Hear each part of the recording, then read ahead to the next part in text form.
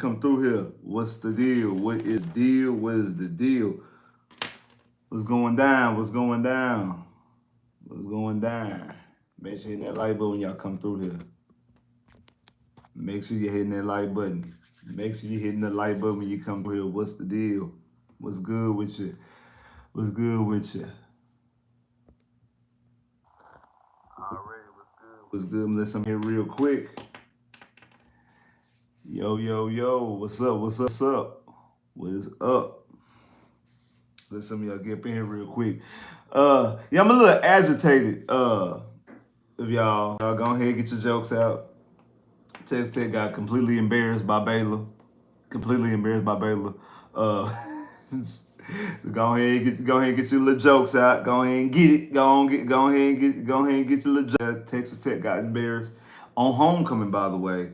Just this is the one game for Tech I really was like the Tech better win, and they not only did they lose in embarrassing fashion. So yeah, I'm completely like yeah, I don't care what happens what happens to Tech for the rest of the season. Like I'm just going to put that out there. It don't even matter to me. I felt how I felt after the first win when we beat Abilene. I'm like, man, this team ain't gonna do nothing. I let them rope me in. Because they start stringing some wins together. They be 5-1, they 3-0 in the Big 12. I let them get me. I let them trick me. I let them trick me. I did. I did. No more. No more. No more. No more. No more. No more. No more.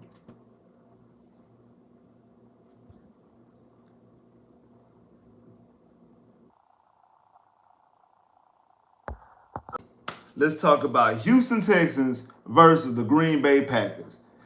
Jordan Love versus C.J. Stroud. C.J. Stroud versus Jordan Love. The Green Bay Packers, they breaking out the all-white helmets, so they're going to be out there in the all-white. The Texans going to come through in the deep steel blue. So it's going to be the first time we see the all deep steel blue this year. Well, first time we see New Jerseys. And I'm sitting there looking at it, I'm like, this game should have been a primetime game. I don't understand what the NFL schedule makers was thinking by putting who was it that was Thursday night? New Orleans and Denver. I get the Jets in Pittsburgh because the Pittsburgh Steelers are their national brand. The Jets is in New York. It's the biggest market, in the world. Okay, cool. Even the Monday night game, you got the Ravens and Tampa Bay. I get it, the Ravens. Okay, Tampa Bay went to the playoffs, won a playoff game. All right, cool. The Arizona Chargers being a double header, they didn't have to do all that, whatever. But you did not put Jordan Love and C.J. Stroud prime time. Now I do think they're the game of the week because I think Tony Romo and Jim Nance is calling the game, so they got the best guys that's calling the game for CBS. So I think I'm being all the markets, majority of the markets, kind of like the Bills game was. But this game definitely should have been a primetime game. But we're gonna talk about it. So C.J. Stroud coming into this game on the season, he's 142. He had 142 completions out for 208 attempts, a completion percentage of 68.3. He has 1,577 yards, averaging 262 yards a game. He has 10 touchdowns, 4 interceptions, and has a quarterback rating of 98.6. Joe Mixon on his return had over 100 yards last week. He's on the season, has 286 yards, 2 touchdowns. You know, Nico Collins still leads the league in yards. Nico Collins is still the NFL leader. He has, while playing it last week, and actually playing the first quarter of the week before, 32 catches, 567 yards, 3 touchdowns. Stephon Diggs has 37 catches, 392 yards, and 3 touchdowns. Tank Dell has 20 catches, 194 yards, and 1 touchdown. Got his first touchdown of the season last year. Will Anderson has 5 sacks on the season. Daniil Hunter has 2.5 sacks, also a forced fumble on the season. Bullock has 2 interceptions and also a fumble recovery. Now, let's go and look at the Green Bay Packers side. Now, Jordan Love, remember, he missed 2 games. He played the first game against the Eagles. Games Malik Willis started the last 2 games, those 2 games, and he came back in the Minnesota game. So Jordan Love has 86 completions off of 146 attempts, only completes 58.9. He has 1,131 yards. He's averaging 282 yards a game. He has 12 touchdowns, was the second in the NFL. 12 touchdowns and 6. So he has 2 more touchdowns than CJ, and he's played in 2 less games. And he's only like less than 400 yards less than CJ in passing yards, averaging, like I said, over 20 more yards a game than him. Josh Jacobs has carried the football 108 times and has 464 yards. They're second in the league in rushing, by the way. They're the second leading rushing offense, only behind Baltimore. Uh, Reed's the leading receiver with 27 catches, 402 yards, and 2 touchdowns. Dobbs has 15 catches, 218 yards, and 2 touchdowns. Watkins only has 8 catches, but has 148 yards and 2 touchdowns. And then you also got Tucker Kraken that stepped up for the last couple of weeks as well. He has 18 catches, 231 yards, and three touchdowns.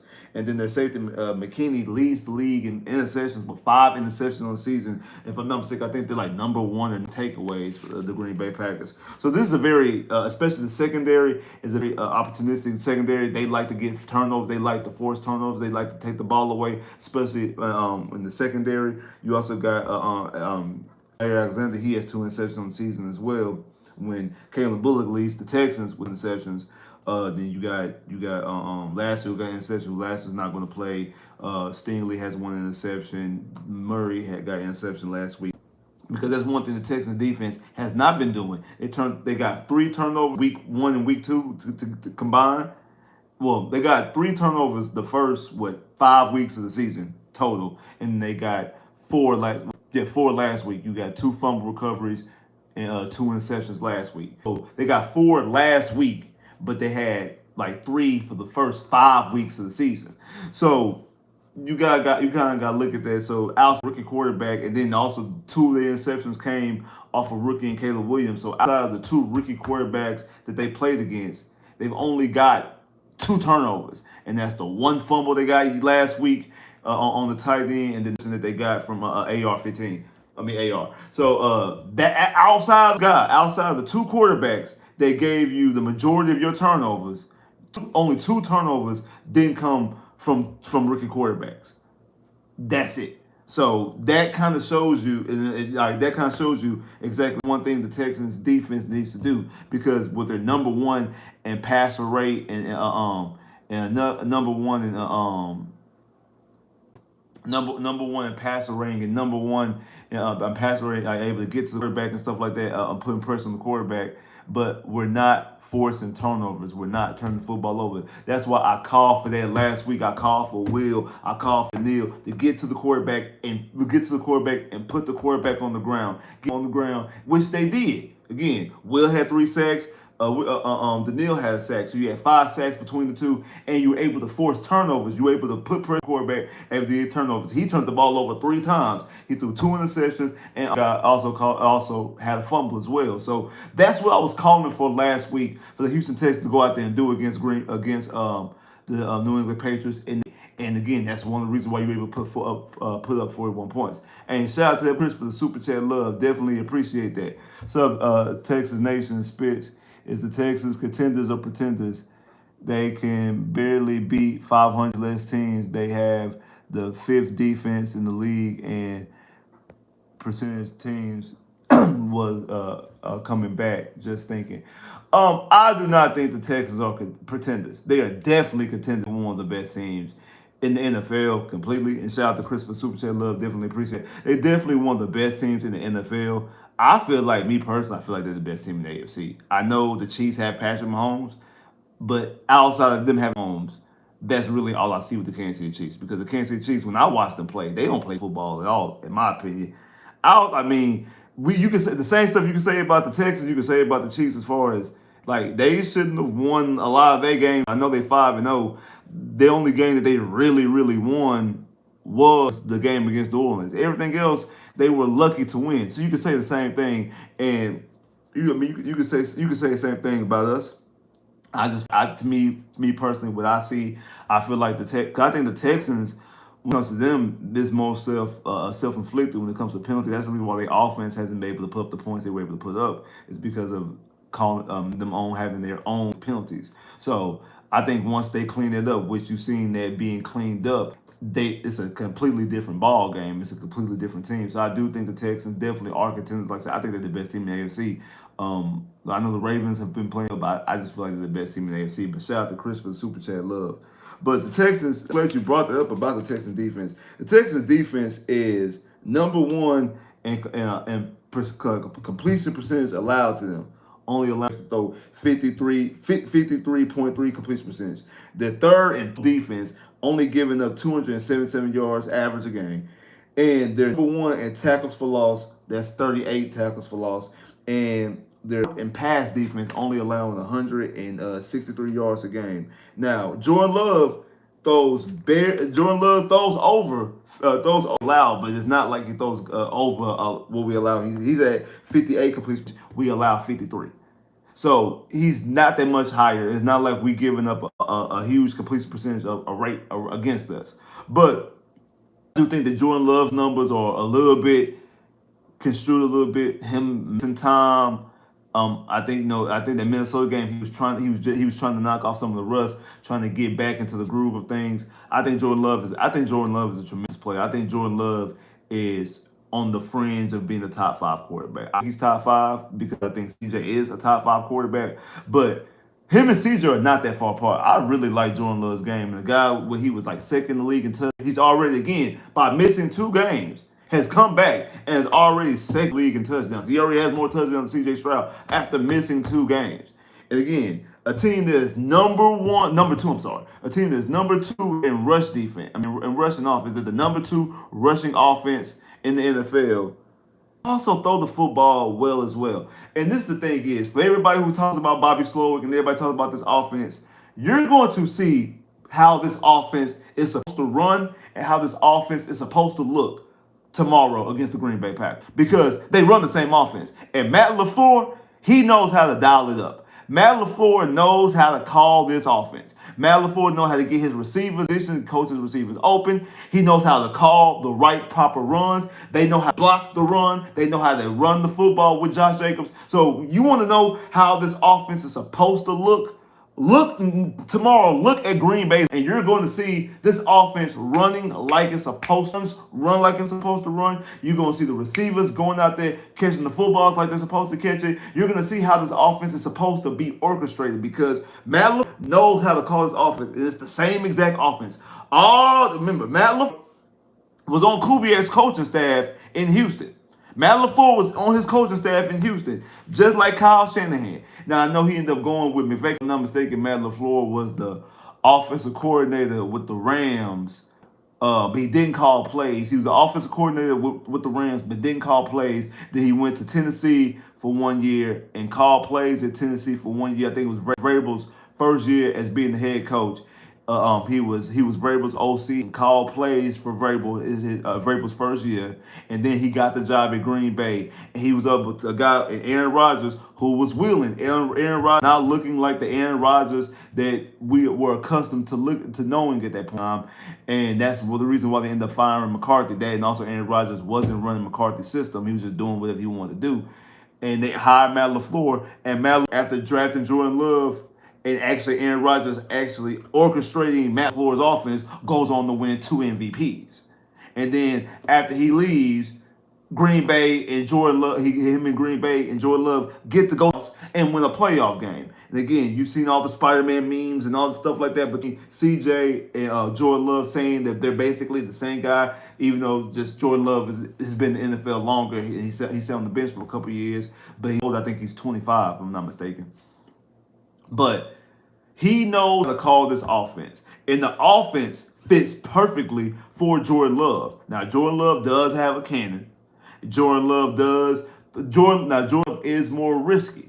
Jordan Love is more risk averse. Like, Jordan Love is not as cautious as Aaron Rodgers, and also not as cautious as CJ Stroud. Hence why he throws 6 interceptions. He's going to put the football up. He's going to allow his playmakers and receivers, but also in the same token, at the same time, the defense as well is able to make plays.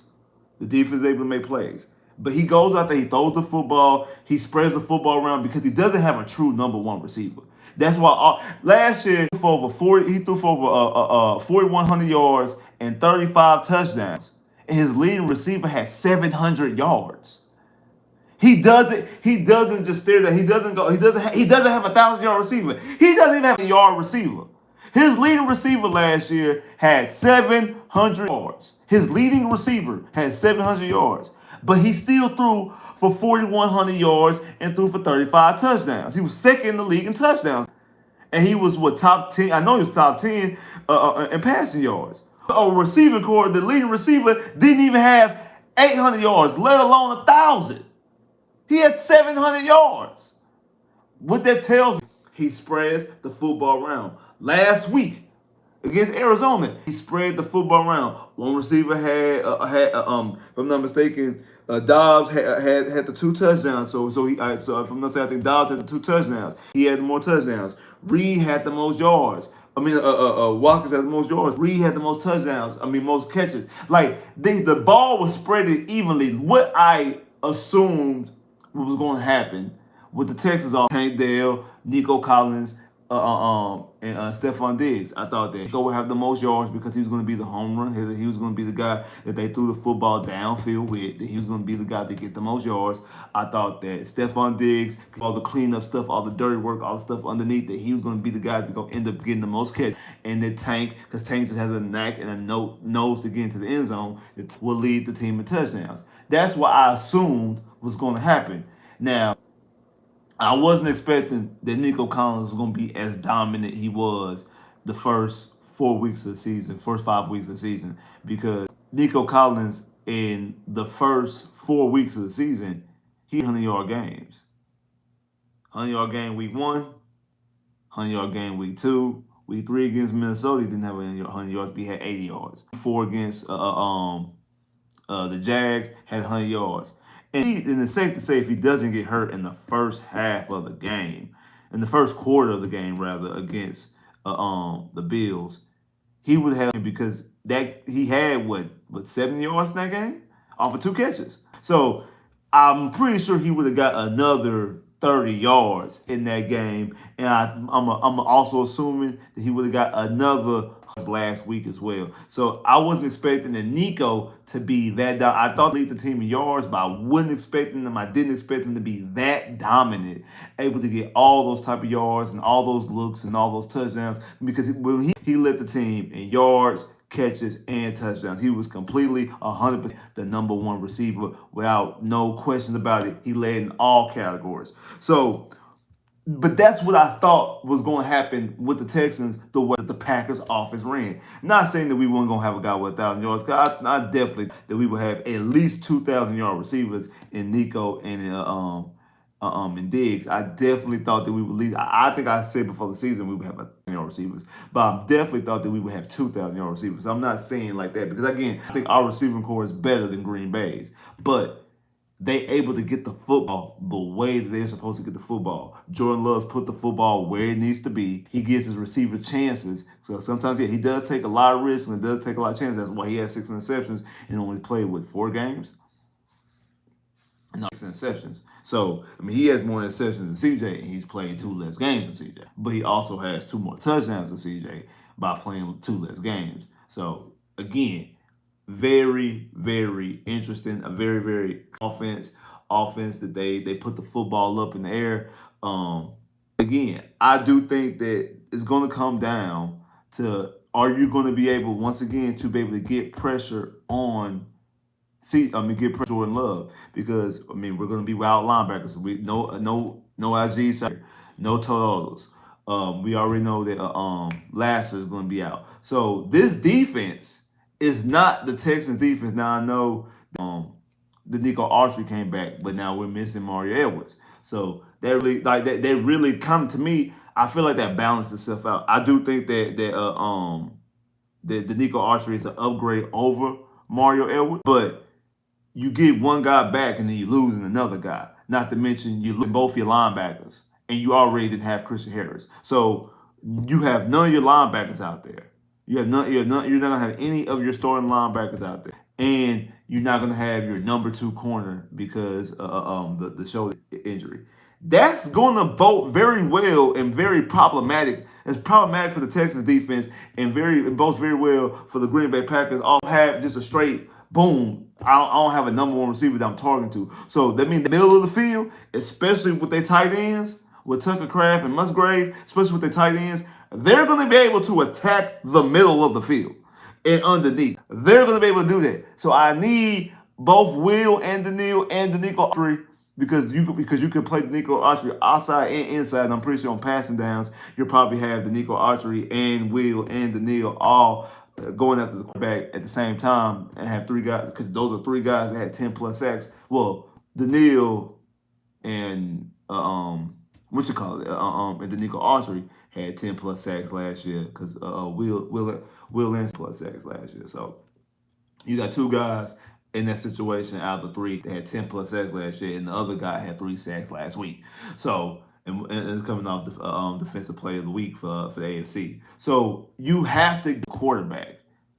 It's not the same situation like last week when it's a rookie quarterback no, you need to get to the quarterback because you cannot allow your corners and your safeties to be sitting back there covering 5, 6, 7 seconds. They can't do it.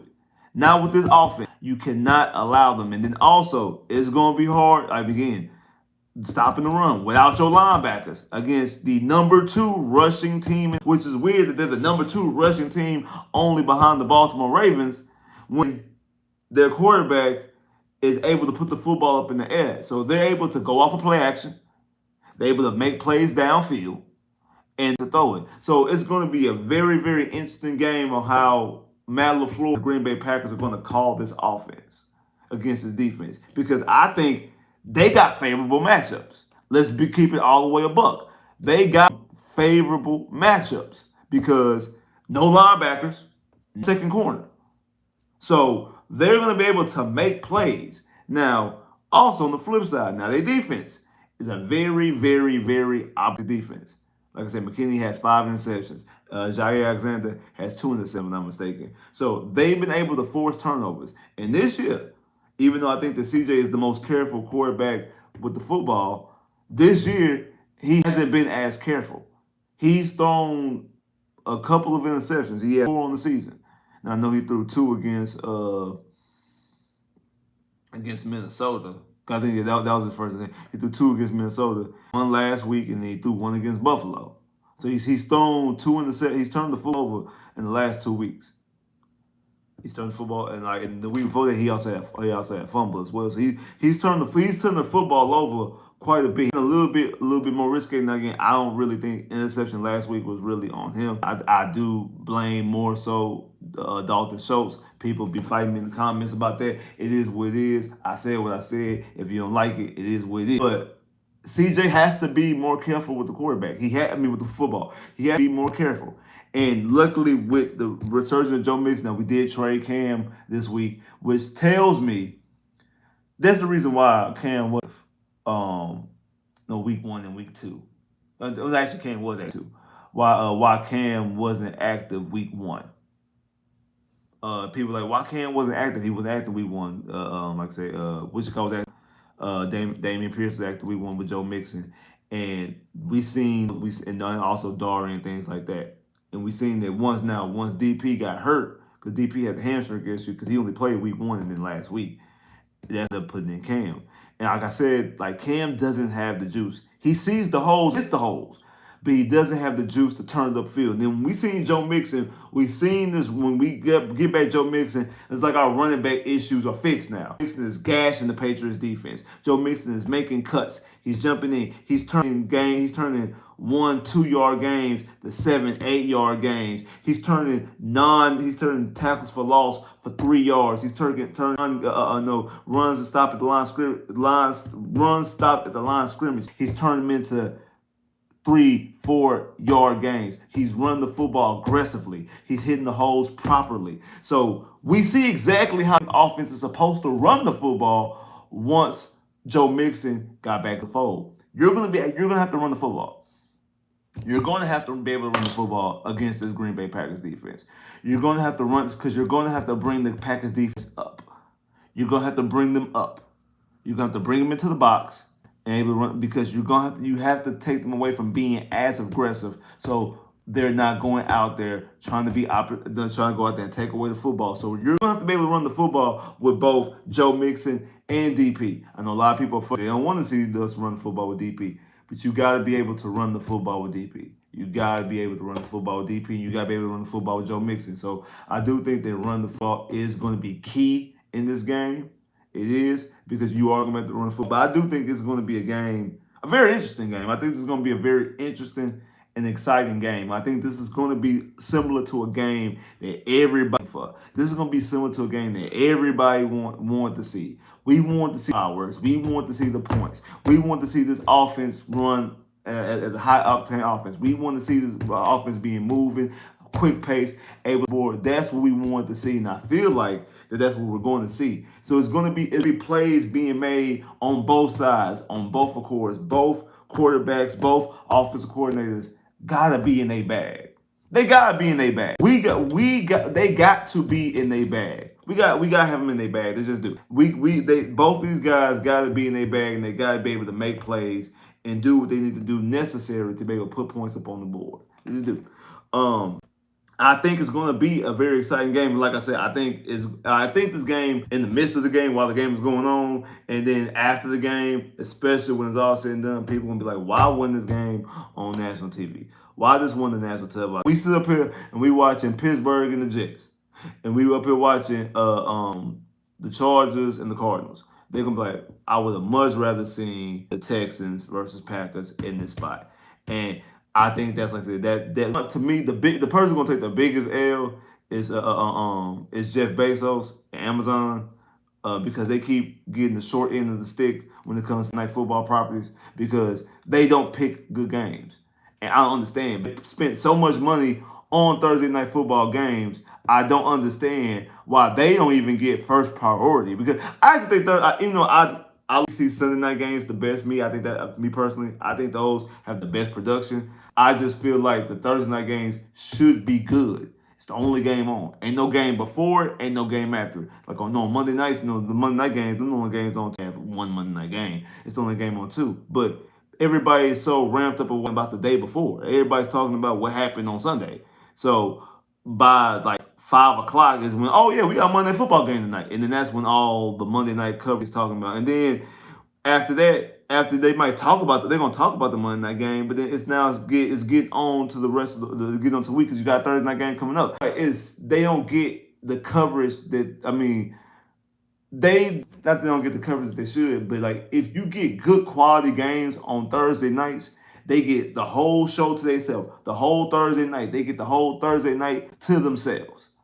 So all Thursday, all you're gonna be talking about is Thursday football.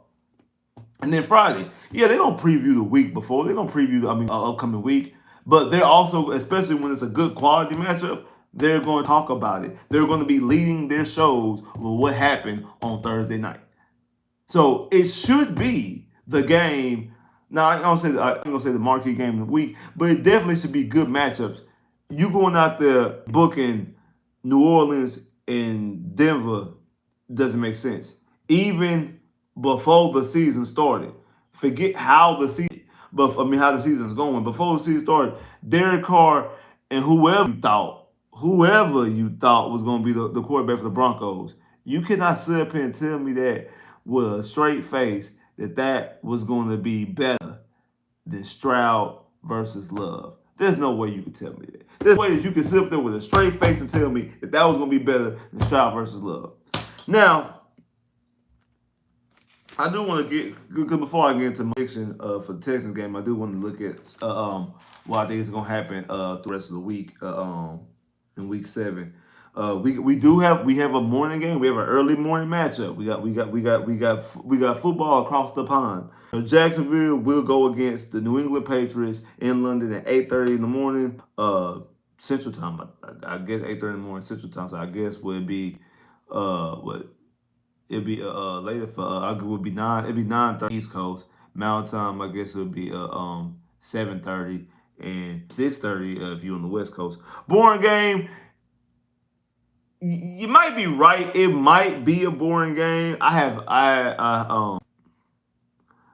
interested in it because it's Jacksonville, and again, I want to see all the division teams lose. But actually, I think Drake May, because Drake May actually did. Drake May was able to put some points up on the board. He started being fearless towards the end and started throwing the football throwing the football against us, and able to put the football in the end zone against that Jacksonville secondary. I think New England actually goes out there and takes the win. I think Jacksonville loses to New England, and I think Peters gets fired. This is when they finally fire Peters. New England beats the Jacksonville Jaguars. Then the slew of noon o'clock games. You got Atlanta going up against Seattle. I beats Atlanta in that situation. You got Buffalo hosting Tennessee. I think the Bills beat Tennessee. You got Cleveland hosting Cincinnati. I think Cincinnati starts putting some wins together. I got Cincinnati beating Cleveland. I think Cleveland football. Honestly, I know we talk about Jets, but I think Cleveland, because I think they got the worst quarterback situation. I think Deshaun's the worst quarterback in the NFL. I think Stefanski is going to be, if not Doug Peters, it's Stefanski. So one of those two are going to be the next coach to end up losing their job. But I got Cincinnati, Cleveland. Uh, Indianapolis is hosting me. AR is back. If I'm not mistaken, he's back starting. So I think Miami actually goes out there and gets the win. I think Miami beats the Indianapolis. Uh, you have Minnesota hosting Detroit, which is the second best game of this weekend after us. Uh, I think Detroit goes out there and they beat Minnesota. Minnesota ain't going 7, 8, 9, 10. And Minnesota gets their first loss of the season versus Detroit. So Detroit beats Minnesota. The New York Giants host the Philadelphia Eagles. I think the Eagles beat the Giants in the instance. Now in the 3 o'clock games, you got the Los Angeles Rams host Raiders. I think the Rams beat the Vegas Raiders in that game. You have Washington hosting Carolina. I think Washington beats Carolina in that situation.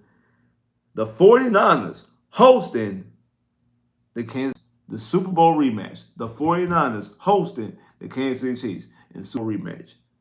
I have the 49ers beating the Kansas City Chiefs and giving them their first loss of the season. So I have the 49ers beating the Kansas City Chiefs, giving them their first loss of the season. I have so then the 7 o'clock game. The 7 o'clock game is the Pittsburgh Steelers with Russell Wilson making his first start of the season, going up against the New York Jets and their with Devontae Adams. I do think the acquisition of Devontae Adams is an upgrade for them, and it helps them. And the Jets will beat Pittsburgh in Pittsburgh Sunday Night Football. The two Monday night games, you got Tampa Bay hosting the Baltimore Ravens. Have Tampa beating Baltimore, because again, I don't think Baltimore is as good as their record showing. I think Tampa Bay that goes out there and they beat the Baltimore Ravens, and I also think the last game is the Arizona and the Los Angeles Chargers. I have Arizona Cardinals beating the Los Angeles Chargers. So just to recap, I got the Patriots beating Jacksonville. I got Seattle beating Atlanta. I got Buffalo beating Tennessee. I got Cincinnati beating Cleveland. I have Miami beating Indianapolis. I have Detroit beating Minnesota. I have Philly beating the Giants.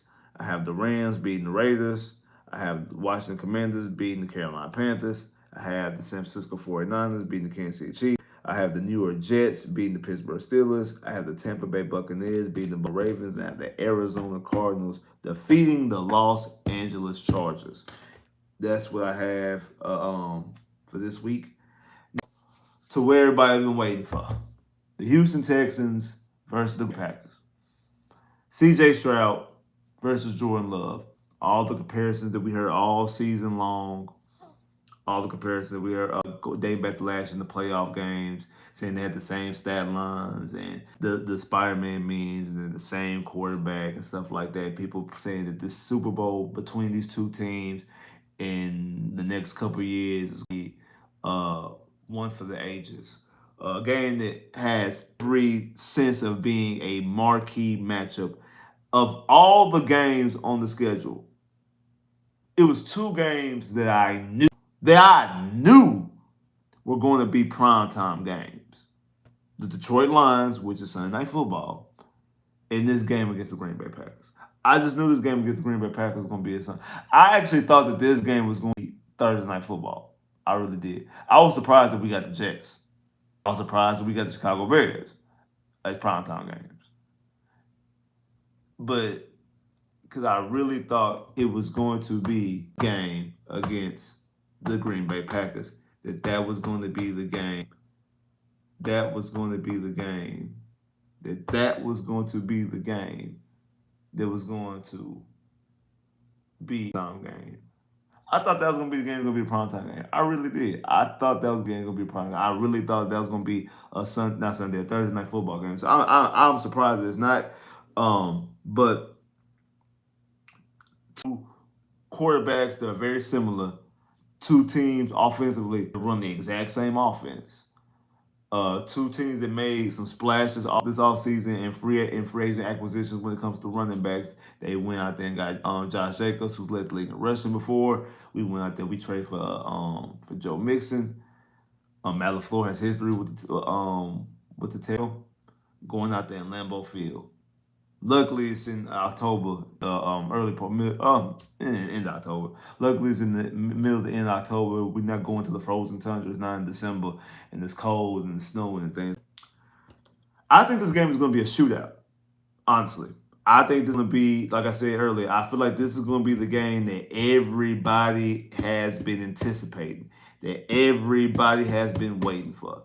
This is the offense that you want to see. This is going to be all the fouls. This is going to be the football thrown down the field. This is going to be plays after plays after plays. And what I mean by it being the shootout, it doesn't mean that every going to see bombs away. I'm not saying you're seeing 60-yard touchdowns, because that's not what track means. Track means, because I said this earlier this week to somebody, and I said I think it's going to be a shootout, and they were like, well, I don't expect a whole bunch of big plays. It might be a lot of passing yards, but there's gonna be a lot of stuff underneath. I don't see like us like throwing like 50-yard touchdowns. Yeah, like, that's not what a shootout means. A shootout just means a high scoring game. Like, you can have a shootout and you can have a shootout and all you've never had a play, individual play go for 20 yards. Like, that's not what a shootout is. A shootout is a high scoring game. A shootout is a game when you barely see the punter, if you see the punter at all. A shootout is a game that you barely see the kicker, if you see the kicker at all. Like, outside extra points and things like that. That's what I'm talking about. It's going to be a game where the football's going to be in the air, short, medium, underneath, flat, behind the line of scrimmage, plays. You're going to see it all. You're going to see everything in this game. Well, from a passing standpoint, you're going to see everything. You're going to see short passes, underneath passes, deep, down the field, in the flats, screens. You're going to see it all. Everybody's going to be involved. The ball's going to be spread around. I don't even, you're going to see multiple people with 100 yards from a skills position, because I think the football is going to be spread around pretty evenly on both sides, on both accords, on both accounts. And we're going to see points. We're going to see points. We're going to see points. I think Jay has a tremendous game. Like, I think CJ has a tremendous clean game. Just talked about the Green Bay Packers, how they lead the league in turnovers and takeaways. I don't think CJ turns the football over. I think CJ throws for over 300 yards, 375 yards, 4 touchdowns, no interceptions. No turnovers in the count, no interceptions, no fumbles in. I think it's a clean game. I think he's upright. I don't think he gets sacked in this game. He barely gets pressured. I feel like he barely gets pressured, and he barely I feel like he barely gets pressured. He barely gets hurried and rushed, and I feel like we put the football in the end zone a bit. And I feel like that CJ orchestrates this offense like a masterpiece. You see every which play. You see this, you still be involved. You're gonna see Dalton Schultz be involved. You're gonna see obviously Stephon Diggs be involved. We're gonna see K Stover be involved. Running game, Joe Mixon is gonna be involved in the running game and the passing game. So you're gonna see both of those things as well. Also, I don't know which one, but either Xavier Hutchinson or Mechie will make a play.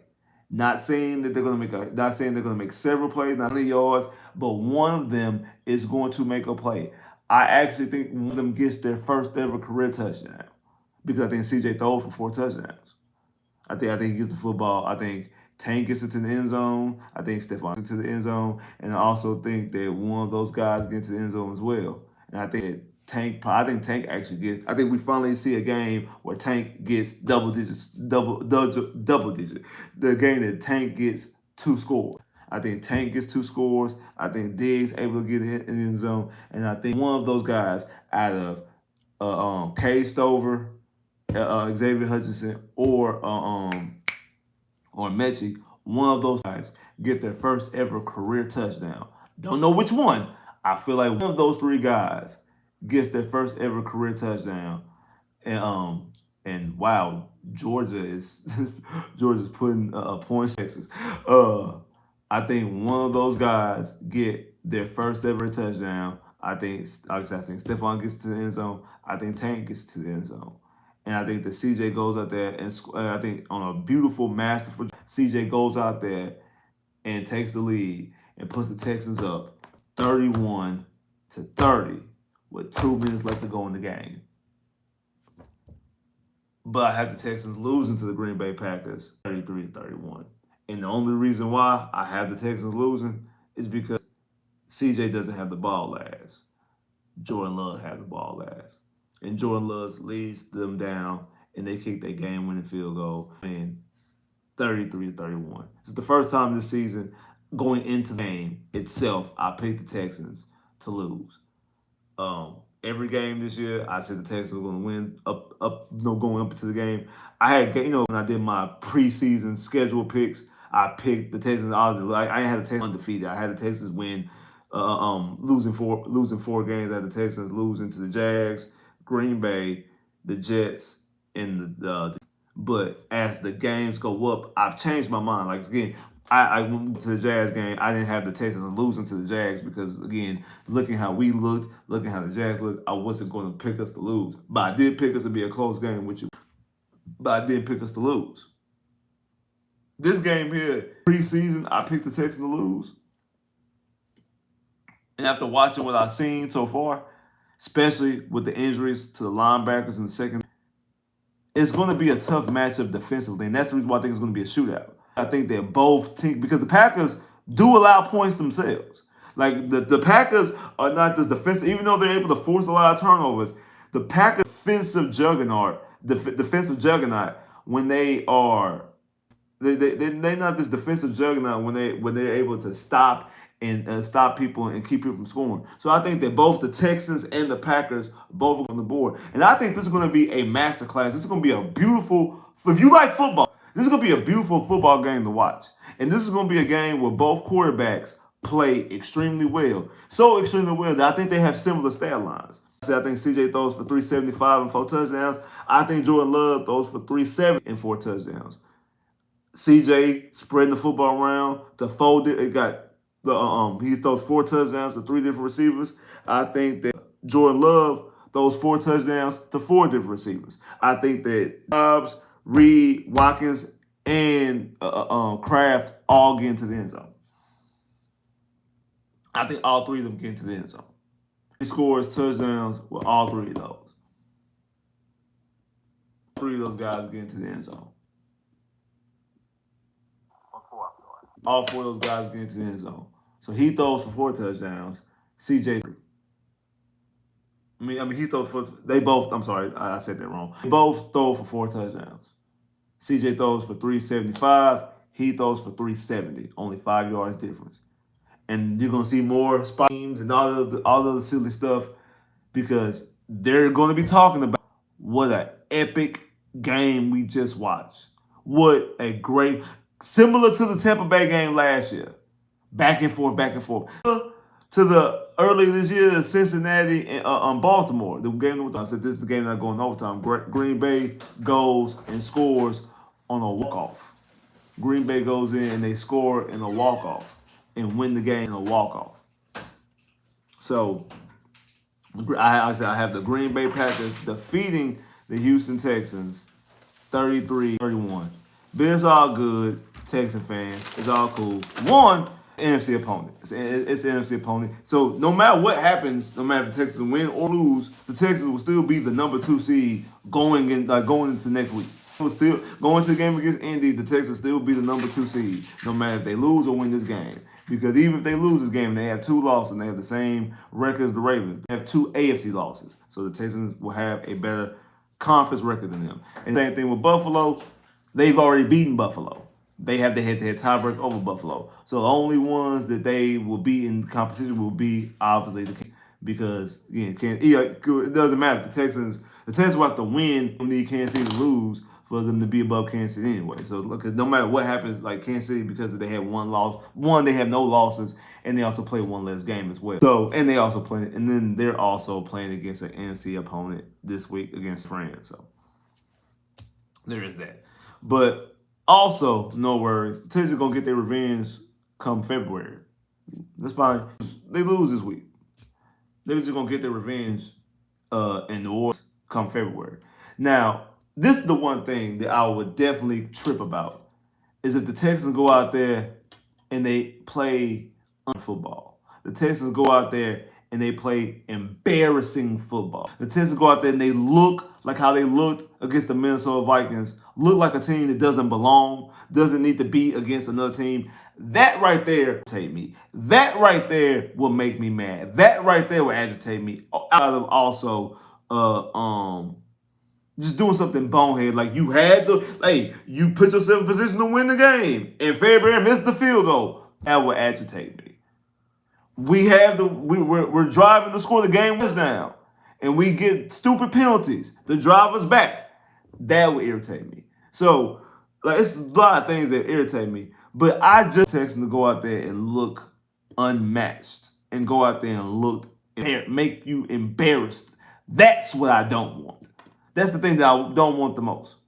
Don't want the most. Again, like I said, obviously want the Texans to win. Texans can't win. Hope the Texans prove me wrong and pull it off. Just that I'm just gonna have the Texans. I'm sorry, newsflash. I'm just not gonna have the Texans go like 17-0 and 16-1. Like the Texans are gonna lose a game or two. I mean, they already lost one. They're gonna lose another. They're gonna lose another game or two. Like, they're not gonna go undefeated. They're gonna lose another. They're gonna lose another couple more games. They're gonna lose another 2 games this season.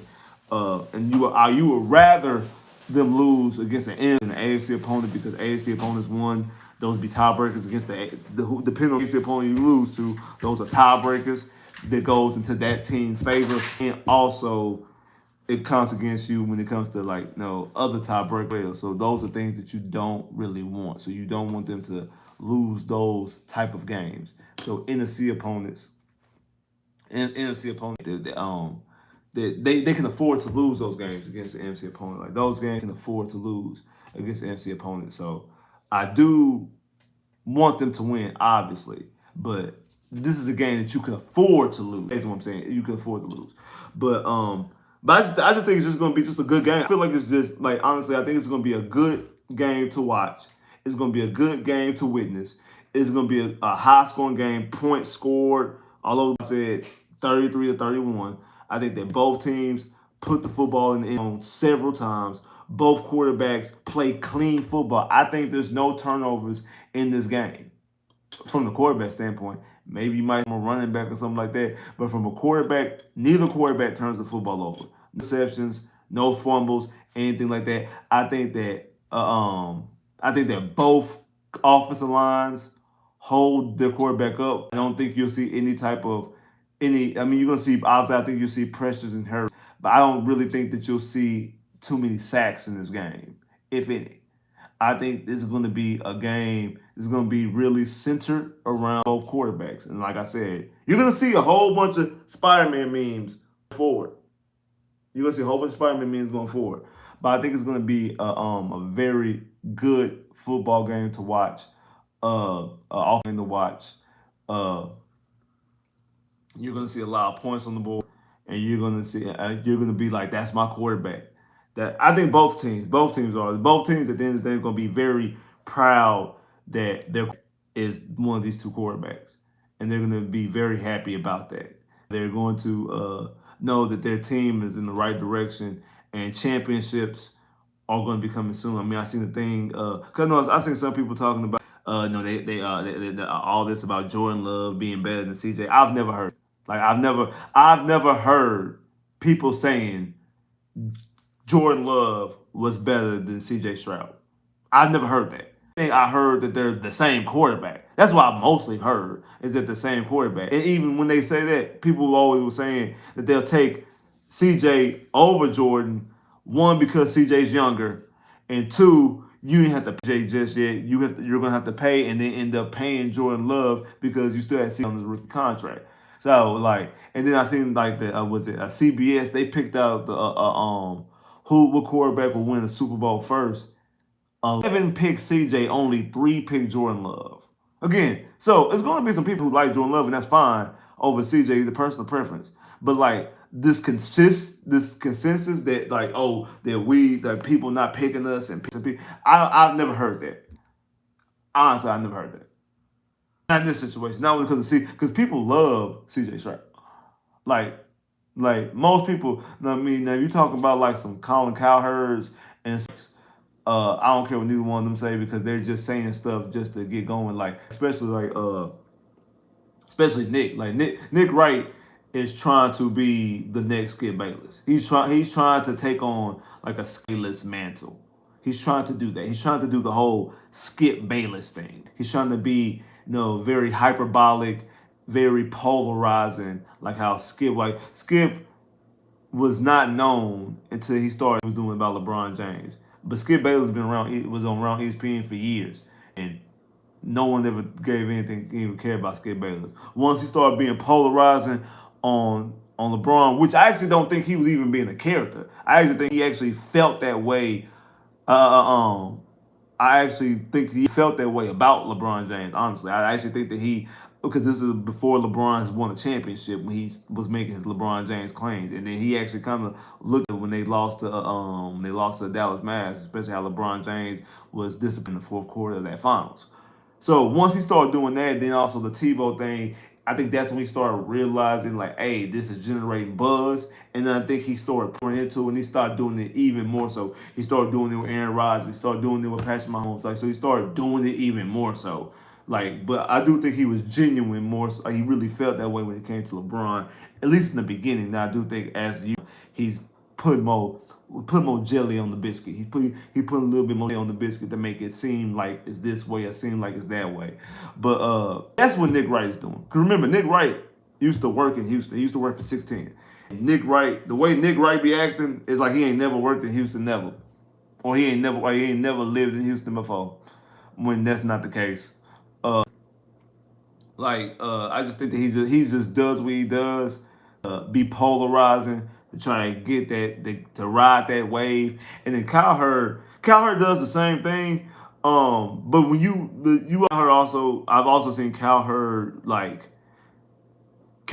say something and then come back like the next day and be like, yeah, I was wrong, like and go on about my business. Like he does. I don't want himself accountable, but he knows that he says outlandish things. Also knows that people know that he says outlandish things too. So like just like he has where he has a segment where he's right and wrong. Like he knows and he knows what he's doing. It is what it is, and it doesn't bother me. It doesn't bother me. He knows what he's doing. It don't bother me. But Nick Wright doesn't bother me. And don't let that worry. Don't let when people like that are talking down on the Texans or talking down on CJ. Don't feed into that. Don't buy into that because all you're doing is you're doing their job for them. Like you go and watch their videos. Like say I told you. I bet you. What you gonna say now? That's what they want. They want you to go in there and watch it. They want you to go in there and watch. They want you to go in there and watch their videos. They want you to they want you to go in there and watch their videos. They want you to comment. They want you to their algorithm, and that's what you'll be doing when you do that. When you buy into, you feed into the algorithm. That's what they want you to do, and people do it. So I wouldn't let that worry me. I wouldn't let that worry me. I wouldn't let that bother me at all. The Houston, what they feel about the Houston, I wouldn't because they're just doing that for a show. That's not even a real genuine opinion. It's not even a real football take. They just saying what they saying just to generate clicks and views. That's all. That's all. Now I do know I think like Stan was like the only person that picked us to win this game this week on I guess on first take, and that's fine. Like I mean again, I'm a Texas fan and I picked us to lose.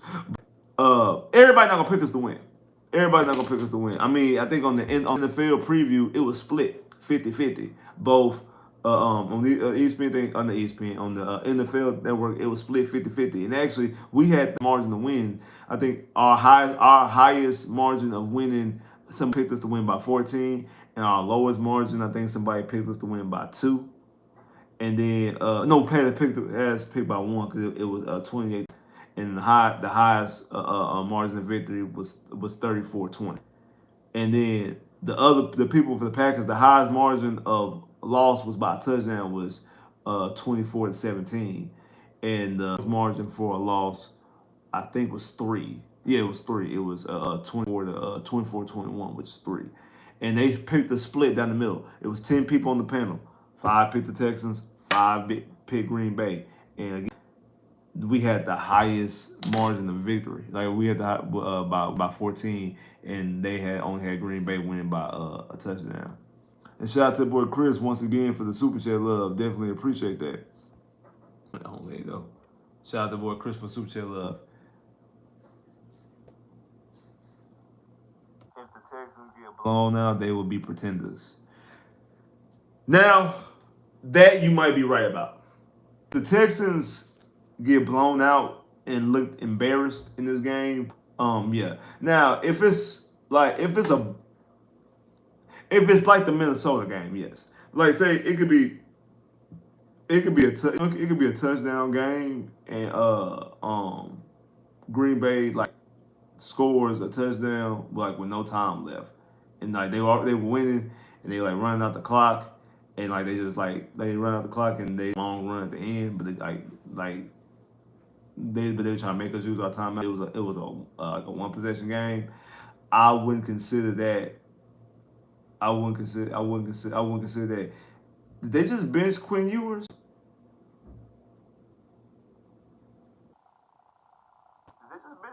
Because I see Arch out there.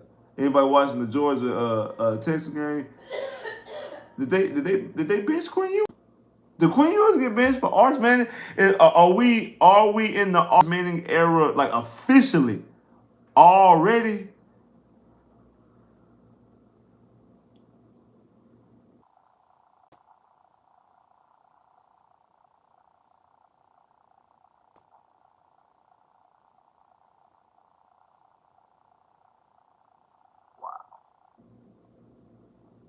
Wow.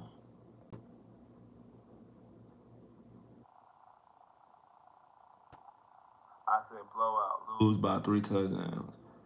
And shout out to this for Super Chat Love again. Yeah, no, yeah, no, yeah. Oh, I like that. Because some people consider double digits a blowout, but yeah, but we lose by 3 touchdowns. Yeah, I'm gonna say that.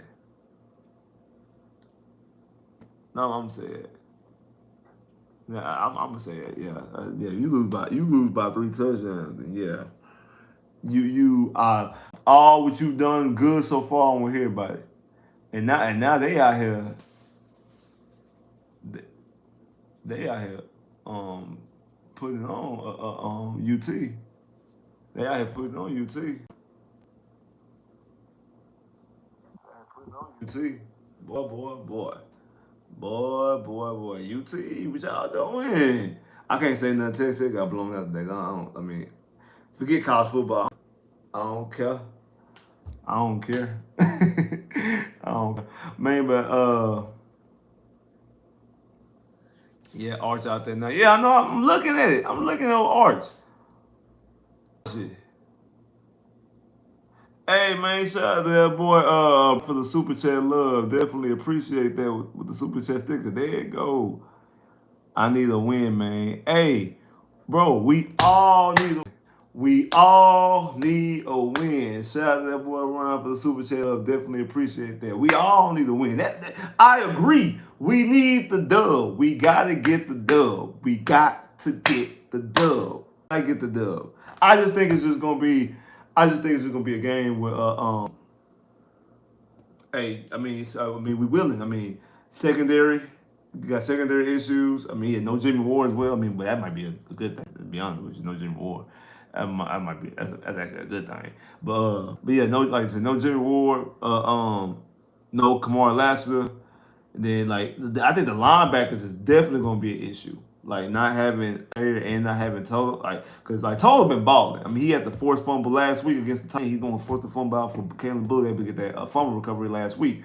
Like Total been balling, and I do think not having that linebacker to help it's gonna help. It's gonna help Green Bay and help Love, especially a quarterback who spreads the football around. He doesn't have a true dominant number one receiver, so he throws the football underneath and gets it to the playmakers. And he got in and Tucker Craft and Musgrave. Because it was like 2 weeks ago, like went off. Had like two touchdowns, had 100 yards, I think, or close to. Like so, that's what I'm talking about, and that's going to be problematic. To be able to allow Green Bay to move the football up and down the field. And shout out to Chris once again for Super Chat love. I need a convincing law so I can stop acting. Huh? What you mean? Hold on, time out, time out, time out, time out, time out, time out, time out, time out. Hold on, wait a minute. Time out, Chris. Shout out, Chris for the super chat. But time out, time out, time out, time out, time out, time out. Who is acting like Cowboys? Like, who is acting like the Cowboys? Who? Because not Texas fans are not acting like Cowboy fans. Like Cowboy fans feel like win Super Bowl every year. Texans came into the season with a good team that doesn't have a history of showing good team in the regular season and then losing first game of the play. That's not Texas history at all. Because Texans, majority of the time when they get into the playoffs, they win. Texans got more playoff wins in the last since the Cowboys won their last Super Bowl. The Texans have more playoff wins than the Cowboys since the Cowboys won their last Super Bowl. The Texans weren't even a franchise until what 7 years later. Cowboys won their last Super Bowl in '95. Texans won the first 2002. So that was 7 years later, and then it took the Texans 9 years to get to the playoffs. So that's 17 years. That's a 17-year between the Cowboys and the Texans. That's a 17-year head, and the Texans have more playoff wins.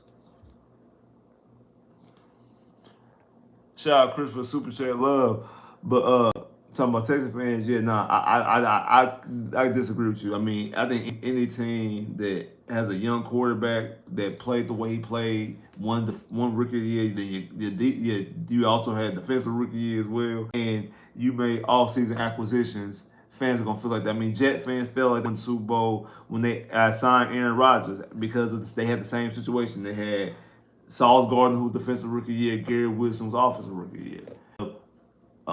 Signing trade, however they got Aaron Rodgers over to the Jets, they felt like the same way. I mean, that's just what fans are gonna feel. That's not a Cowboy thing. Cowboys, like I said, is people every year, no matter what. The Cowboys no matter what happens this season, next year Cowboys gonna be like, as soon as the season ends, they're gonna be like, we're gonna give them next year all year. Like that's what Cowboys do. But it might be different this year because Cowboy fans really don't like Dak, and they actually kind of mad that Dak got the extension, so they actually might not feel it. This might be a new year, a year of difference. But man, shout out to everybody that came through here, man. If you ain't hit the like button already, make sure you hit the like button right now. I'm gonna give you a little minute to hit the like button. I'm gonna give you a minute. I'm gonna give you a minute.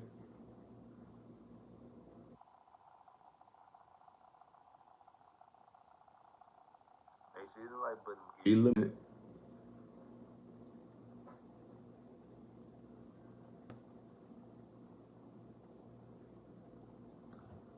I already appreciate you. Shout out to everybody that hit the super chat love. Definitely appreciate that. I apologize. Normally I do my live previews on Fridays. I know it's college football going on. It's a big game, UT versus Georgia. I know everybody wanted to watch this game, but UT is embarrassing themselves right now, which I like, by the way. I mean, again, I can't stand the Longhorns. So that's cool with me. So, hey, I'm not tripping. Again, I was agitated slightly by the Texas Tech loss to Baylor. But it really only thing it did, like I said, to start the stream off, only thing it did was just reassure what I felt initially when the season started after we beat Abilene that this team is not a good football team. So It is what it is. It's not a good football team. I could move on. I could move on college football for the rest of the season knowing that Texas Tech is not a good football team. So I'm good. I'm okay. I'm not tripping no more. This is funny though. This is funny. This is funny. This is funny. But no, about I apologize. Like I said, no, I don't want to interrupt college football because I am a big college football fan, by the way. But I am a big college football fan. I didn't want to interrupt college football, but I couldn't stay. Had to work longer than I was normally work, so I couldn't be able to do live stream. Did one home in time to be able to do a live stream like yesterday. So I said, you know what? I'm gonna just go ahead and do it tomorrow. It is what it is. Hopefully, my subscribers and everybody wouldn't be mad, wouldn't be upset. I still pulled up. I see a lot of y'all pulling up, and so I appreciate y'all still pulling up and rocking with me while college football going on. Cause I ain't gonna lie. I ain't gonna lie. I ain't gonna fake it. I was a little weary, like they might not want to watch it because college football, especially UT versus Georgia. Because I was did it earlier, but I ain't gonna sit here and lie. I was gonna watch Texas Tech, so that's the reason why I didn't do it. Watching Texas Tech, probably should have did it earlier. Instead of watching Texas Tech, that might have been better for me. It is what it is. But Boxy, I appreciate everybody that came through here. Definitely appreciate the love. Appreciate all the people hit the like button. If you're not already, make sure you hit the like button before you go. Definitely appreciate that. Appreciate everybody hit the super love. Definitely appreciate all that. Y'all know how much that means, how much I appreciate that. And thank y'all so much. I appreciate that. Y'all know how much it means to me. Appreciate y'all hitting super. Before we go, gonna recap.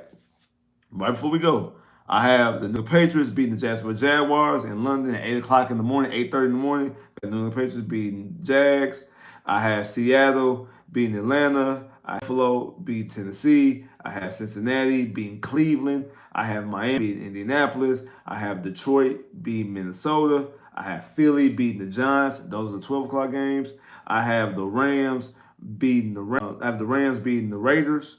I have Washington beating Carolina. I have the 49ers beating the Chiefs. Those are the 3 o'clock games. I have Pittsburgh beating I have the Jets beating Pittsburgh. That's a Sunday night. I have Tampa beating the Ravens, and I have the Cardinals beating the Chargers. Those are the Monday night games. And I have C.J. Stroud throwing 375 yards and 4 touchdowns, scoring which should be the game winner now, putting the Texans up 31-30, but he leaves too much time left on the clock, and I have the Green Bay Packers winning 33 to I have the Green Bay Packers win 33-31. But like I said, it's all good because we just gonna get our revenge come February in the Superdome when we beat the Packers for the Super Bowl. Appreciate everybody come through here, man. If you ain't hit the like button already, make sure you hit the like button. Make sure y'all pull up tomorrow, immediately after the game, tomorrow, right here on this channel after the game. We're going to break down everything we've seen, the good, the bad, the ugly, with all we've seen. Did C.J. Stroud have a masterful game? Did Bobby Slowick call a right game? Did D'Amico Ryans able to coach his defense up even though he's dealing with injuries and things like that? So make sure y'all come through immediately after the game and pull up on me and we can talk about it. Make sure y'all pull up. Like I said, appreciate everybody came through here. Appreciate all the love and support already.